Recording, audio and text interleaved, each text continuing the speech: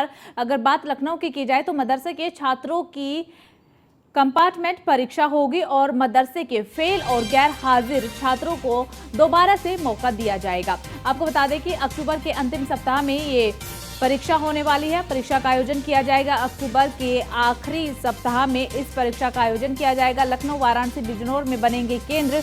और आपको ये भी जानकारी दे दें कि मदरसे के छात्रों को पहली बार कंपार्टमेंट परीक्षा देने का मौका मिला है। 1,59,000 विद्यार्थी हैं जो इस साल परीक्षा में शामिल हुए और ये जो मौका है मदरसों को, जो मदरसों में पढ़ने वाले छात्र हैं उन्हें पहली बार दिया गया है।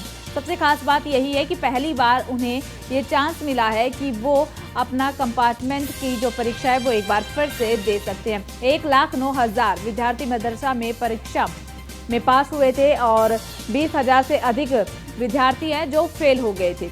अब मदरसा परीक्षा में बड़ी संख्या में छात्र रहे थे गैर हाजिर और जिसके कारण भी ये फेल होने की जो आंकड़ा है वो बढ़ गया था। आपको ये भी बता दें कि कंपार्टमेंट परीक्षा एक बार फिर से दे पाएंगे। बड़ी खबर और अहम जानकारी लखनऊ से आपको बता रहे हैं। मदरसे के फेल और गैर हाजिर जो छात्र हैं उनको एक बार फिर से मौका दिया गया है। वो एक बार फिर से अपनी परीक्षा में बैठ सकते हैं। अक्टूबर के आखिरी सप्ताह में ये परीक्षा का आयोजन किया जाने वाला है। अगर केंद्र की बात करें कि केंद्र कहां कहां पर होंगे तो लखनऊ, वाराणसी, बिजनौर में ये केंद्र बनेंगे। और सबसे खास बात कि जो मदरसे में पढ़ने वाले विद्यार्थी हैं उनके लिए ऐसा पहली बार मौका मिला है उन सभी बच्चों को कि वो पहली बार कंपार्टमेंट परीक्षा का दोबारा से टेस्ट दे रहे हैं। 1,09,000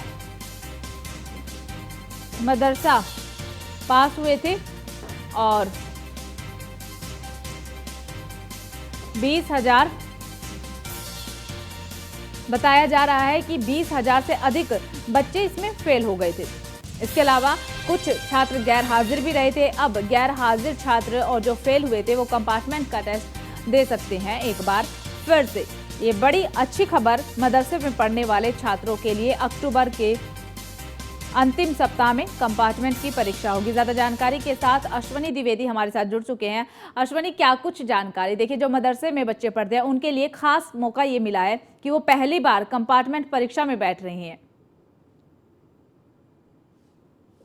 बिल्कुल बता दें आपको, उत्तर प्रदेश में मदरसों में जो छात्र थे, शिक्षा ले रहे थे, उनके भविष्य को लेकर के उत्तर प्रदेश सरकार लगातार कदम उठा रही है। चाहे एक और धार्मिक शिक्षा की उनकी जो वकालत सरकार करती है तो दूसरी ओर उनको टेक्निकल तरीके से भी तैयार कर रही है। अमूमन देखने को मिलता था पहले जो छात्र थे वो सिर्फ धार्मिक शिक्षा तक ही सीमित थे, लेकिन पिछले 6 सालों में देखा गया उत्तर प्रदेश में कि मदरसे जो के स्कूल थे वहां पर छात्रों को कंप्यूटर से भी उनको रूबरू कराया गया, उनको नई नई तकनीक से रूबरू कराया गया, जिससे कहीं ना कहीं अभी हाल ही में तमाम रिजल्ट चाहे बात करें यूपीएससी का रिजल्ट हो, यूपीपीएससी का रिजल्ट हो या फिर अभी नीट का रिजल्ट आया हो, तमाम जगहों पर मदरसों के जो छात्र थे उन्होंने जो है पास हुए थे। निश्चित तौर पर ऐसे में कहीं ना कहीं अब एक बार फिर मदरसों के जो युवा छात्र हैं उनके लिए मौका सरकार देने जा रही है। पहली बार कंपार्टमेंट जो है एग्जाम होगा। निश्चित तौर पर इस साल की बात करें तो इस साल लगभग 1,69,000 जो छात्र थे परीक्षा में बैठे थे, उसमें से 1,09,000 छात्र पास भी हुए थे। 20,000 के आसपास छात्र जो थे वो फेल हुए थे। बाकी बड़ी संख्या में छात्र जो थे वो अनुपस्थित रहे थे।